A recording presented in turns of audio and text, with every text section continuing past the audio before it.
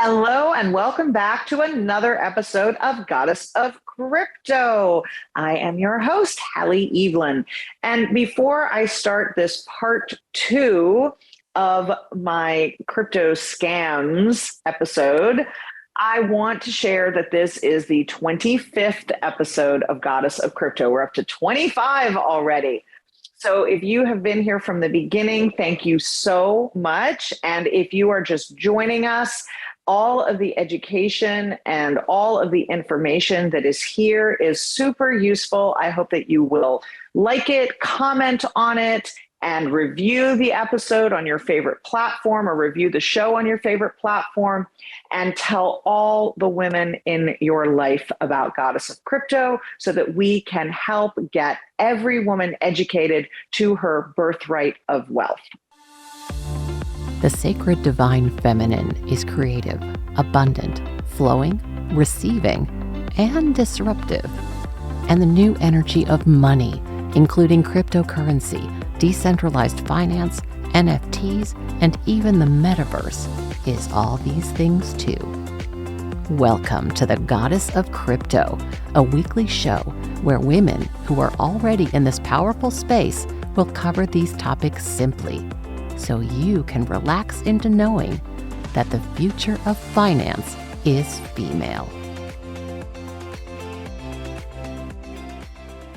We talked about social scams, and specifically, we talked about spoofs. So I showed pictures of my own Instagram profile having been spoofed, and I talked about a guy that I refer to as Trader Mark, who was a legit trader, but who was spoofed in a Telegram scam where they pretended to create an environment where people were able to make 3 to 5% a day on their crypto.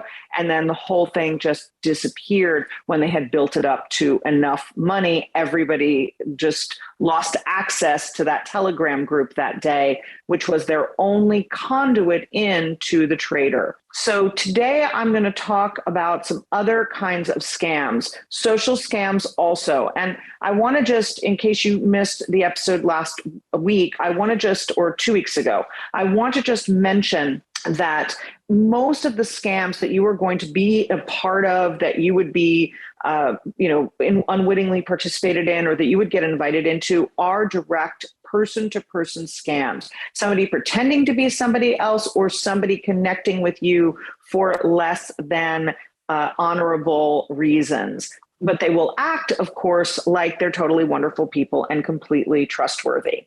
So I have here with me a couple of pieces that I have seen that I wanted to share with you verbatim. And one of them is pretty straightforward. This is an email scam. And this is something that was actually received by my mother. Supposedly it is from Coinbase, and it says, Coinbase support service. After reviewing your Coinbase account, noted several concerns with your recent activity. As a result, we've taken the following action on your portfolio.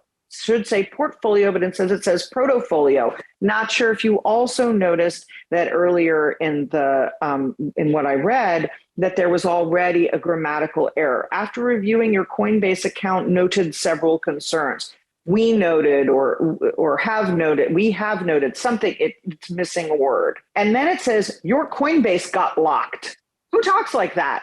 Your Coinbase got locked. So in order to start using your Coinbase account again, you need to confirm your identity following our terms. Click here, and there's a big blue button to click on. If you don't take action, before the next 48-hour, capital H, and it should say hours, we will initiate an automatic recovery, which could include selling your cryptocurrency holdings on both Coinbase and Coinbase Pro, ! And there's a space before the exclamation mark. Okay, so here's the point of that. Spelling errors, grammatical errors, the Ponzi scheme that I was involved in 15 years ago had grammatical errors and spelling errors. And I should have realized then that it was a Ponzi scheme, and I did not, and lost money Only time in my life I ever let that happen. My mom calls me because she doesn't have a Coinbase account, but I do. And she has some of her money invested in with my crypto accounts. Both of my parents do. That's something that as you get more educated, you may find members of your family saying, hey, can I trust you with my money to do whatever it is that you're going to do?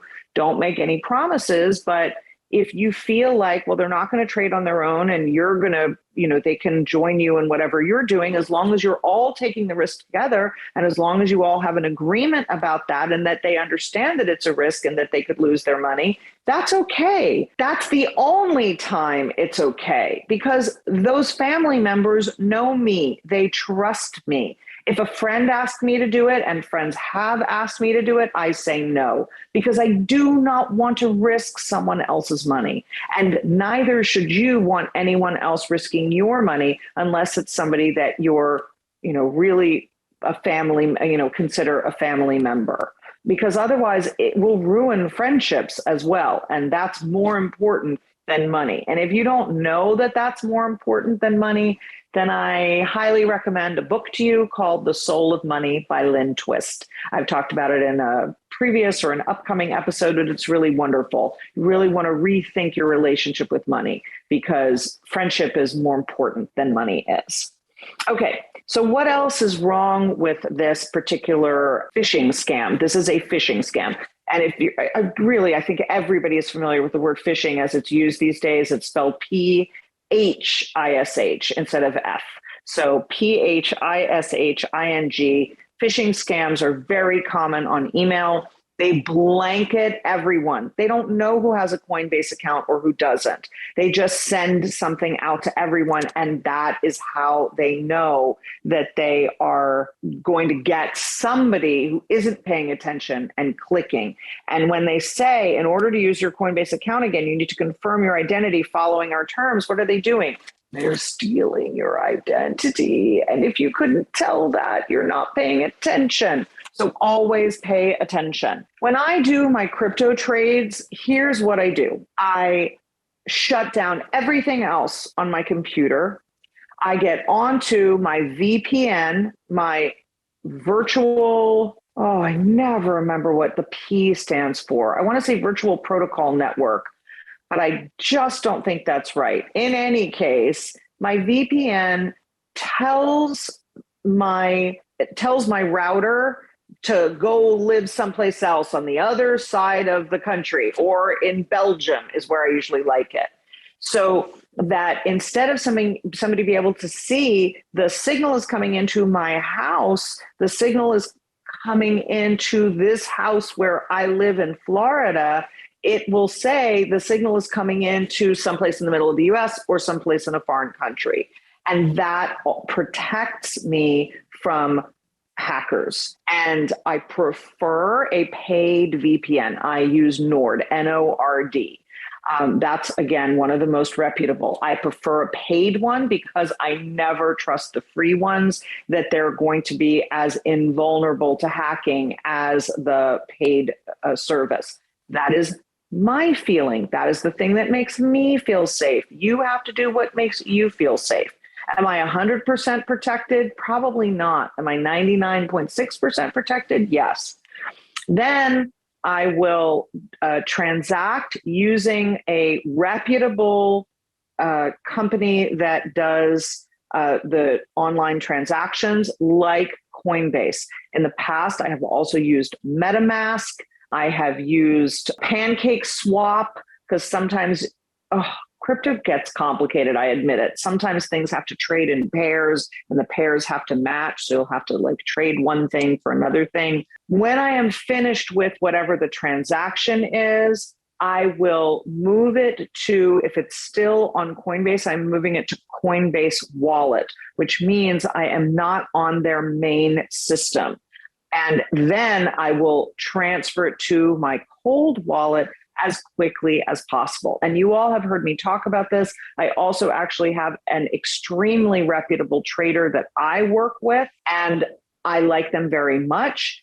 I have checked with them and they do not do anything on margin. So if I wanted to borrow against my crypto, I would not be able to. They do not leverage the assets that they keep.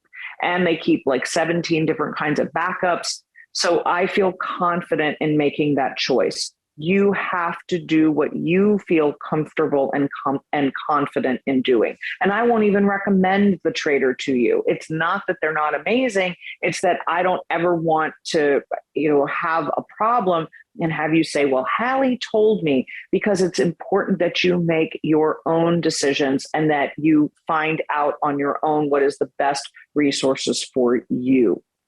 So I feel like I am protected against being hacked, which is absolutely a way of getting scammed out of your crypto. I had a friend a few months ago who was so excited, and I was so excited for her. She bought her first Bitcoin. She bought an entire Bitcoin. She got paid a big commission check and she bought a Bitcoin and she was so happy. And within a week, somebody had hacked into her cell phone using a SIM hack. SIM hacks are becoming more common. In fact, she was the second personal friend of mine, not somebody I knew on social media, but somebody I know IRL, that's in real life, in case you didn't know that acronym, somebody that I personally knew who had been the victim of a SIM hack. My other friend had missed an entire fully paid trip to, I think, Greece, because that hack happened the day before he was getting on the plane. His phone stopped working properly. And when he looked into it, he began to unravel. And he's a multimillionaire. So if somebody had gotten into his bank accounts, it would have been disastrous. So he spent the next week changing everything out. But the SIM hacks usually happen because of your phone service provider. I don't remember which of them had which, but one of them had T-Mobile and one of them had AT&T. So we're talking about the main service providers. It was probably somebody at the phone company, because he thought that the hack had happened because of somebody doing a physical SIM swap with his phone. But eventually we both realized when we looked into it more, and we both did a ton of research when this happened to him, that it is possible to have a SIM hack happen. So they're hacking your SIM card ID, but they don't have to have access to the SIM card itself. They don't have to have access to your phone at all. And it can happen, again, if somebody is corrupt inside of the phone company and can hand that information over. So it's very important that you tell the phone company that they need to protect against SIM hacks and ask them what they are doing to protect against SIM hacks. So my friend lost her Bitcoin that way, just coincidentally, only a week after she had it, which was really a sad thing. It happens. It does not happen often, but it does happen. And usually when you're going to become the victim of a scam, it's going to be something a lot simpler than that. It's going to be something that involves person-to-person, a peer-to-peer interaction. I can't tell you how many people have reached out to me. If I weren't recording on my phone right now, I could look up my Twitter account, but I have at least 10 message requests. Hi, how's your crypto journey going? Which, as I have said, is a real red flag. How's your crypto journey going is a phrase that people tend to use. Another thing that people tend to do is ask, where are you from? Or just say hi. And my response is, because since I consider myself an educator, since I work as a transformational wealth coach, since I work in the crypto space, I tell people all the time, you can always connect with me. You can always reach out. If you have a question, if you want a topic that you want me to talk about on a future episode. So do I hear from strangers? Sure, regularly. But when somebody reaches out and says, just hi, my initial response is always to be very curt with them. Hi, how can I help? That is what I will ask, because I want to cut to the chase. Now, if somebody wants something from me, if they want to share a piece of information with me, they want to ask me to do an episode topic, whatever, they're going to get to the point when I say, how can I help? When somebody writes back to a sentence that is that direct with, how are you doing today? Or where are you from? I already know it's a scam, and I already know to block that person. You may not know that, but that social conversation, something really simple like that, is designed to build your trust. And when they have done that back and forth 3 or 4 times, they're going to start asking you crypto questions about your crypto portfolio. And their whole objective is to uncover information that you can give them about your crypto portfolio. I have seen people hand over the keys to their wallet. I have seen them hand over the, 26-digit code to their wallet because somebody says, oh, I can help you with that. I have seen people hand over their 12-word or 24-word seed phrase to their wallet because somebody said that was the next step and that was what they needed. You've got to be smarter than that.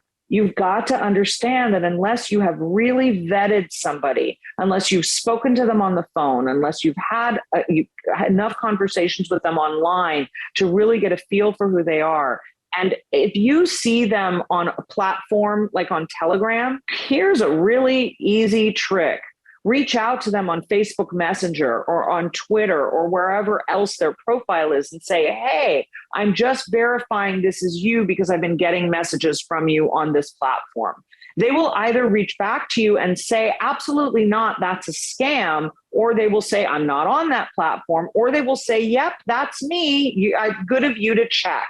Don't ever be embarrassed about doing that kind of due diligence. If the 500 people on my spoofed Instagram profile had connected with me anywhere else or had done a search on Instagram to see that I had another Instagram profile with many more followers than that, they would have known better. And when you don't do that, when you don't take that extra step and you just trust, you are doing so at your peril. Okay, so here is a social scam that I received recently from somebody named Kirsten Deegan. Kirsten spells her name unusually, Kerstin. So if I really thought she was a person, I could probably check her out. Deegan also is spelled differently, Degen. Now, Kirsten has a picture, and she looks super cute. She looks like a really nice mom. Kirsten's picture is probably fake. In fact, I'm sure Kirsten's picture is fake. Because if you're going to be scamming people, you're also not going to use your real name and your real picture, right? So Kirsten says to me, hey, and I just wrote back, I was in a hurry. I wrote back, hello, ? Sometimes people reach out to me because I'm in like 12 Telegram groups. And so they'll reach out to me inside of a group and they'll just say, hey, because they think I already know that I'm connected with them in that group. So on Telegram, I might not say like, how can I help? But in this case, I did. I just said, hello, ? And she said, how are you doing? And I wrote back and said, I'm great. How can I help? And then she wrote back, where are you from? At which point I blocked her because she answered a direct question with an indirect social cue.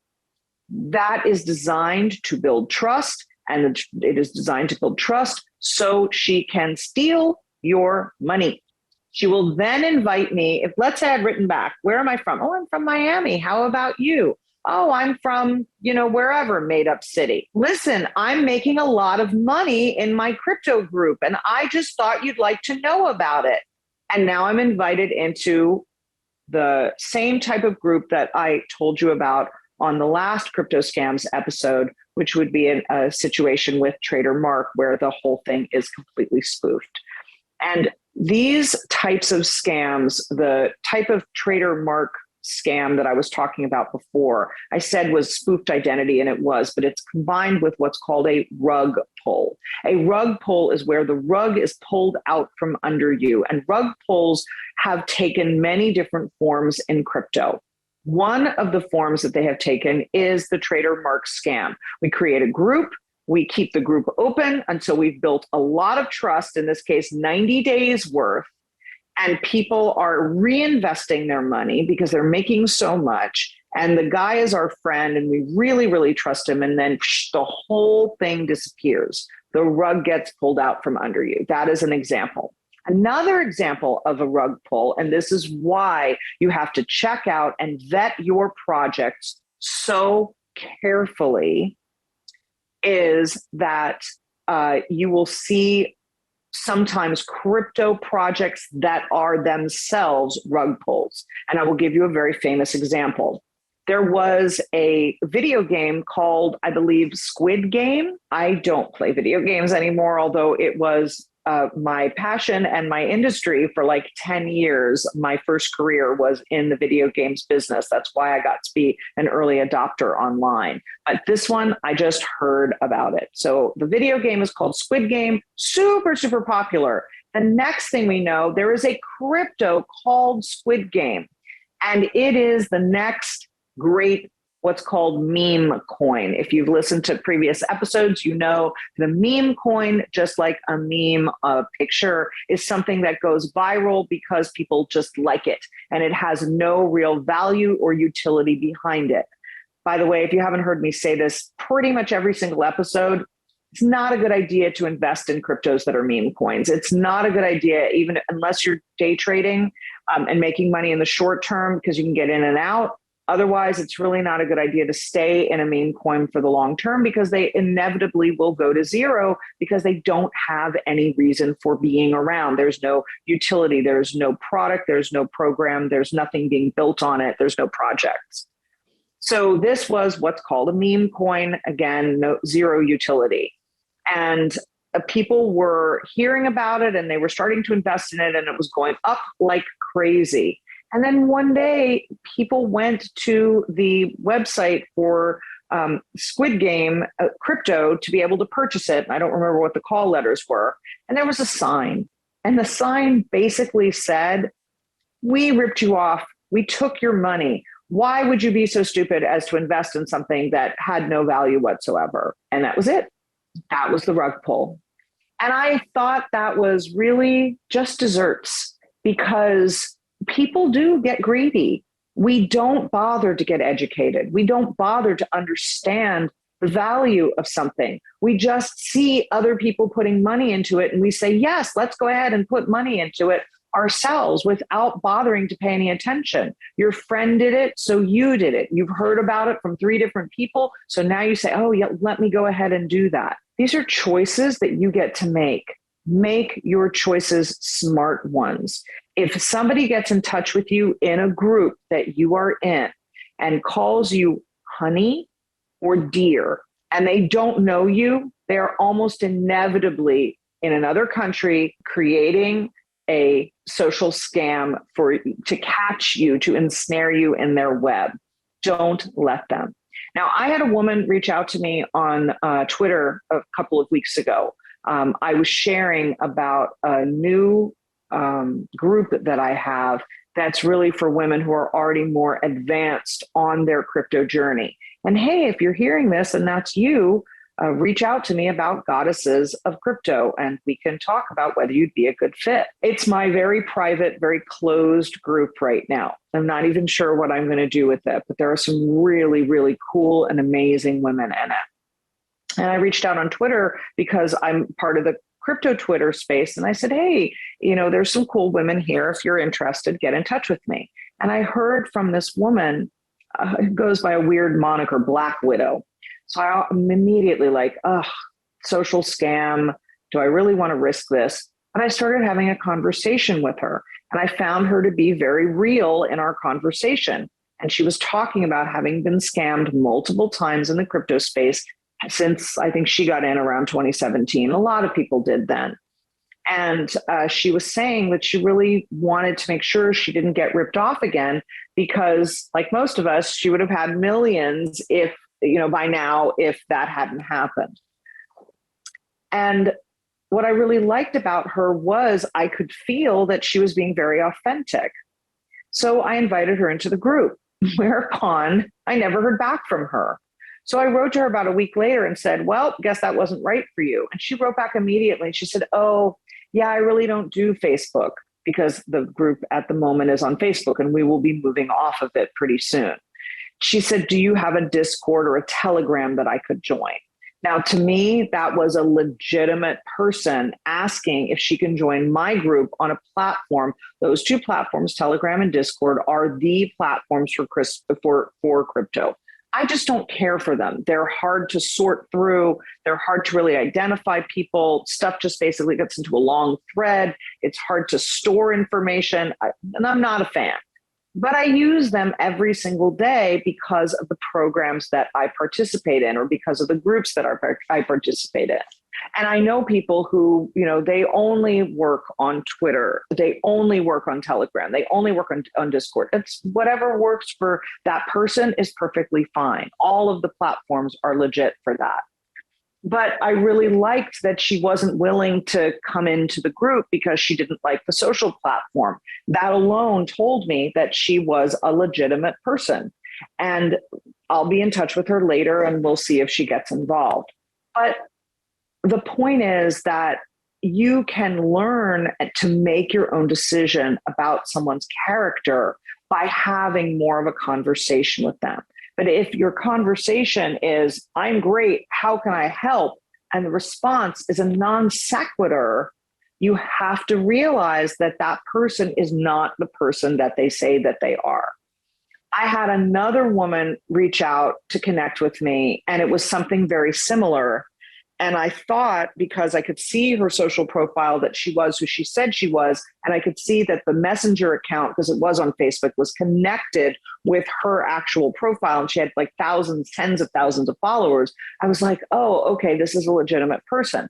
Ultimately, I wrote back to the person trying to draw me out and said, tell your boss you're not doing a very good job, because I think it was just an assistant, like an overseas assistant or something. And I never heard from the person again. So I know that I hit the nail on the head. That wasn't necessarily a scam. Sometimes the person, when they see it like it's a legitimate lead for whatever the program is, they will trade out from being an assistant to being the actual person. And it's a different situation if you feel like there's an actual person behind the scenes. The problem that I had was just I didn't have time for it. That's different from when somebody's actually just there to draw you out for the purposes of scamming you. It may sound really minor, subtle, and it is, to have the word honey or dear be in a message, but it's consistent. That is what, how are you today, dear? Hi, honey, how are you? Do you know people who you've become friends with who started conversations like that? It's very unusual. So be on the lookout for stuff like that. Be on the lookout for those misspellings and those missed words.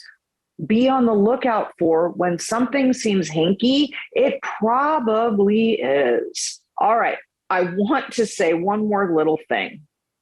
I want to dedicate this episode and the previous part one of crypto scams and rug pulls to my dear old friend, Aaron, because Aaron has been telling me from the beginning, and he's a money guy, and I've known him since I was like 8 years old, that crypto is a scam. And crypto itself is not a scam. I believe in crypto like I believe in the internet.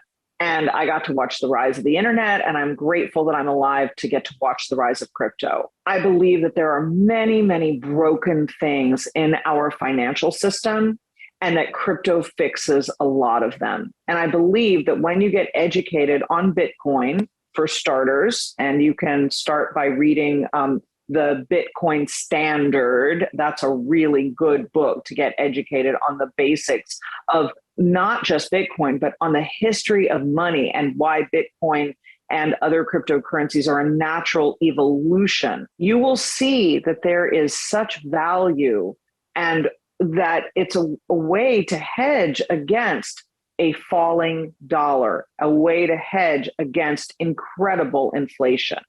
The dollar and the euro, as I record this episode, have reached parity. And in fact, the dollar has exceeded the euro for the first time since its introduction, which I was also around for. I believe the euro was introduced at approximately 80 cents to the dollar, 30 years ago now. When that happened, the euro quickly overcame the dollar, and it really never went back down until now. We are back down at the bottom of a cycle. Somebody said to me, I was leaving for Europe, and I asked them, like, why is this so down? Why is the euro so down when the dollar is so inflated? We've seen 80% of all the money that's currently in circulation printed in the last 2 years, 80%. And yet we're saying inflation is only up by now 9%. How is that possible? And he said, this is so simple, but so profound to me. He said, it is the cleanest shirt in a pile of dirty laundry. And that made perfect sense to me. I love a good metaphor. So crypto is problematic. It's unregulated. It's still the Wild West. And there are still opportunities for you to be scammed. There's no question. But does it mean that you shouldn't get educated? Absolutely not. And does it mean you shouldn't choose to invest? That is a personal decision that only you can make. I believe in the future of it. And I believe that just like with the internet, we'll look back in 20 years and say, why didn't I invest in Amazon? Which, by the way, I did the first year they came out. Why didn't I invest in Apple? Which, by the way, I did the first year it came out. These are choices we get to make.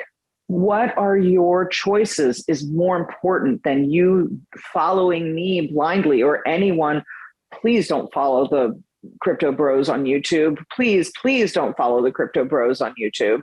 They're making money by, advertising on YouTube. They're making money by having big YouTube followers and by grabbing headlines. Get educated you'll find them. You can find them on crypto Twitter. You can find them on YouTube. Get educated by people who know what they're talking about, not people who are just looking to grab the headlines and people who are looking to create FUD, fear, doubt, and uncertainty. And as you're getting educated, be careful out there. Make sure that if it looks like a duck and it walks like a duck and it talks like a duck, that you understand that you're going to get scammed.